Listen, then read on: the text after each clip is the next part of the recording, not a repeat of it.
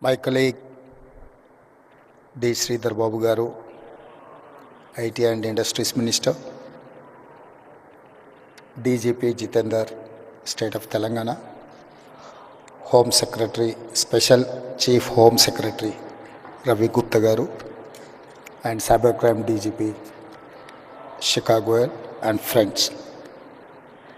I am happy to share with all citizens of Telangana that my government has set up a goal to make our state number one in cyber safety in the country.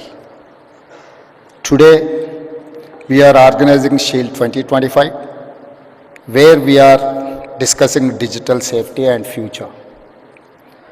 I congratulate Telangana Cyber Security Bureau, Cyberabad Police, and Society for Cyberabad Security Council for organizing this event of its kind.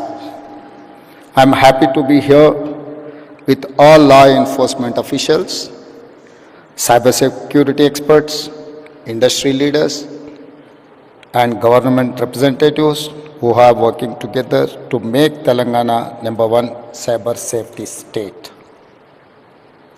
An estimate recently said rupees 22,812 crore were stolen by cyber criminals in India last year. This is a threat to our economy and our citizens. Another major threat today is a fake news. Misinformation on social media can cause chaos in the society. My government is committed to working with experts, IT firms, and allocate all resources to build an ecosystem for cyber security solutions. We have to make Telangana a secure business hub. I request everyone to share this number 1930. It's a 24/7 cyber helpline. Once again, 1930. It's a 24/7 cyber helpline. Telangana is one of few states with a fully operational cyber security bureau and a dedicated cybercrime helpline to protect citizens. We launched 7 new specialized cybercrime police stations in last year. I congratulate the DGP and Director of Cyber Bureau for creating these facilities. I congratulate DG CSB team for organizing this event, which will enable collaboration between police, academia, and experts. Let us work together to make Telangana a cyber safe state. మిత్రులారా, ఈరోజు ఈ కార్యక్రమం అత్యంత కీలకమైన కార్యక్రమం. ప్రపంచంలో నేరాల రూపు విధానం చాలా వేగంగా మారుతుంది. ఈ వేగంగా మారే విధానంలో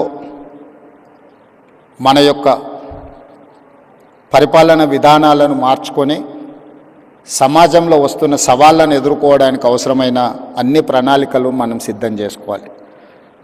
ఒకప్పుడు దేశంలో కానీ ప్రపంచంలో కానీ తీవ్రమైన నేరాలు, మర్డర్, రేప్ని మనం అత్యంత తీవ్రమైన నేరంగా చూసేది.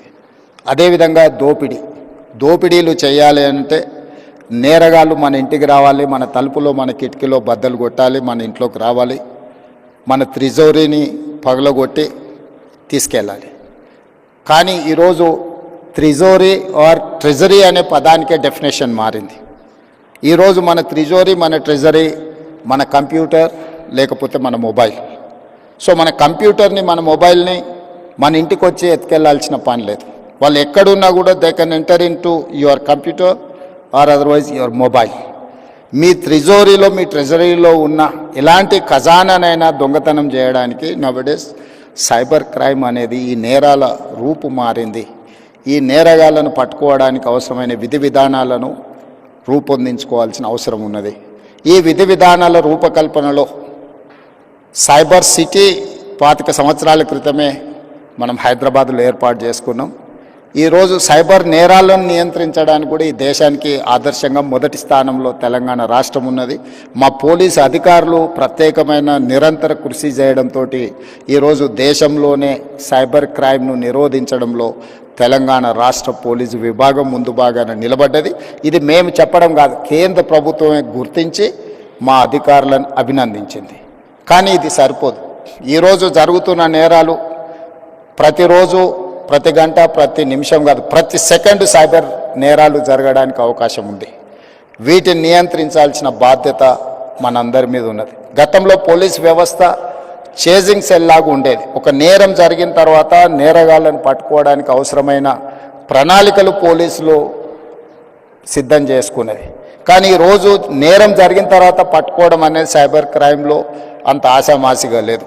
ఎందుకంటే గతంలో ఫిజికల్ క్రైమ్ అనేది within the state, within the village or within the ఏరియాలో జరిగేది. సైబర్ క్రైమ్ అనేది skies the limit for crime.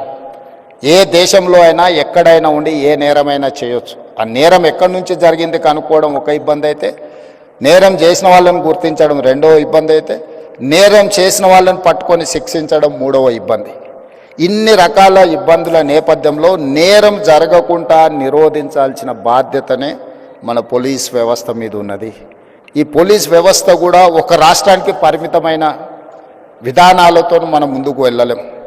ఈరోజు దాదాపుగా 14 రాష్ట్రాలకు సంబంధించిన పోలీస్ అధికారులు ఈ సమావేశంలో పాల్గొన్నారు. దేశం మొత్తం ఒక యూనిట్గా ఈ సైబర్ క్రైమ్లో పనిచేయాల్సిన అవసరం ఉన్నది. కోఆర్డినేషన్ కూడా చాలా అవసరం ఉన్నది. ఈరోజు సోషల్ మీడియాలో వస్తున్న డీప్ ఫేక్ న్యూస్ సమాజంలో చాలా వైషమ్యాలను రెచ్చగొట్టడానికి ఉపయోగిస్తున్నారు.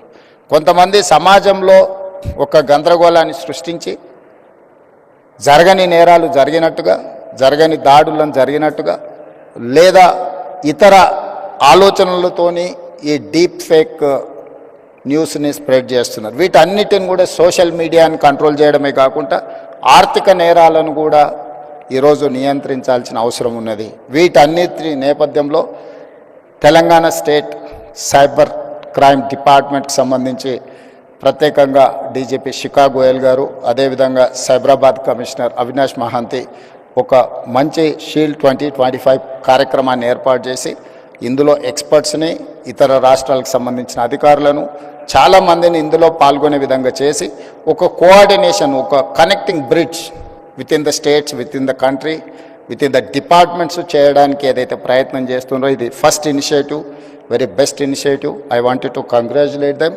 అండ్ మీరు అందరూ కూడా సహకరించండి. తెలంగాణ రాష్ట్రం భవిష్యత్తులో కూడా దేశానికే రోల్ మోడల్గా నిలబడుతుంది.